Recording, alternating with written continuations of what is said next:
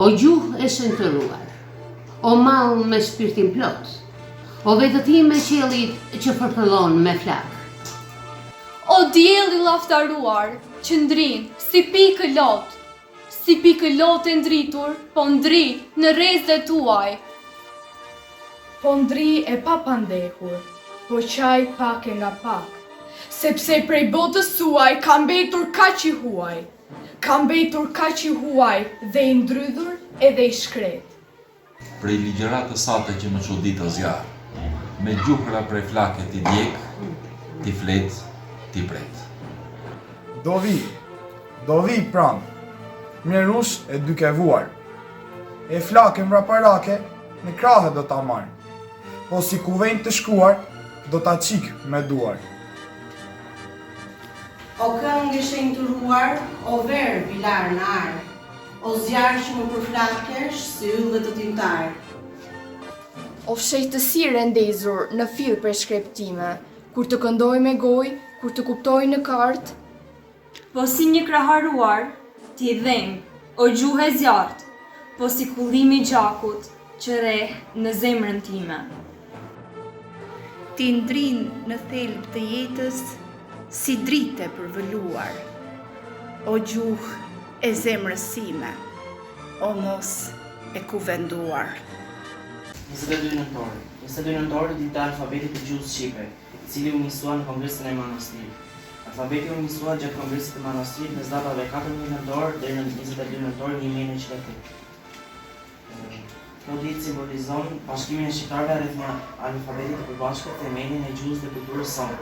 Kujtojmë me krenari këtë akt të kujdesshëm që mbulon identitetin tonë kombëtar.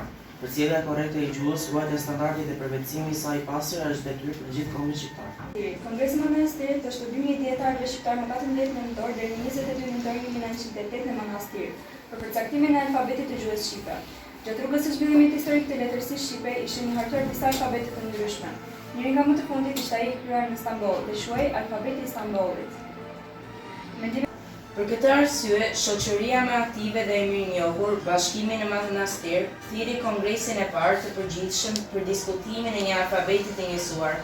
Një alfabet i njësuar do të ishte fillimi i letërsisë mbar shqiptare. Prandaj, më 14 nëntor 1908, në Manastir u mblodh Kongresi i Manastirit ose Kongresi i Alfabetit. Në kongresin ishin të pranishëm 160 delegatë, të ardhur nga të gjithë anët e Shqipërisë, si dhe nga komunitetet shqiptare në Rumani, Itali, Greqi, Turqi, Egjipt, Amerikë e të tjerë. Kryetari i kongresit u zë Gjergj Pishta. Gjergj Pishta ishte një nga luftëtarët më të mëdhenj të popullit shqiptar. Sekretari i komisionit u zë Parashevit Qirazi, mësuesi e shkollës së Bashave në Korçë. Nën kryetar u zë Grigor Cika nga Korça si dhe 11 anëtar të tjerë. Në atë kongres merrnin pjesë shqiptarë të fesë muslimane, katolike, ortodoks dhe protestant, njerëz të ditur dhe të gjithë erdhën së bashku për arritjen e një qëllimi të madh kombëtar. Historia e Kongresit të Manastirit. Historia e Kongresit. Kontesa e mbajtur nga prifti katolik Gjergj Pishta nga Shkodra preku të gjithë pjesëmarrësit sa një hoxhë renti si përqafonte para të gjithëve, kërkesa e kombëtarëve. Kongresi vendosi me votë unanime të lërë menjanë alfabetin e Stambollit, ta shkruanin gjuhën shqipe vetëm me alfabetin latin me 36 shkronja, i cili përdoret deri më vitet tona.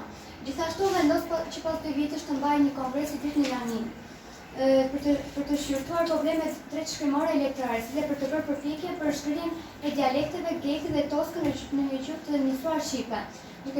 Në Manastir u hap dhe shtypshkronja e cila financohej nga një grup tregtarësh adhetarë musliman shqiptar. Shtypshkronja e Manastirit shpejt u bë e njohur në të gjithë Shqipërinë si shpërndarëse e librave dhe gazetave në gjuhën shqipe. Në këto punë ishin të punësuar 17 vjet, të cilët punonin me një makinë të re elektrike që bie në lëvizje me dorë për të shtypur gazetën e përjashme, Bashkimi i Kombit dhe Avetarë Shqipes dhe tekste shkollore.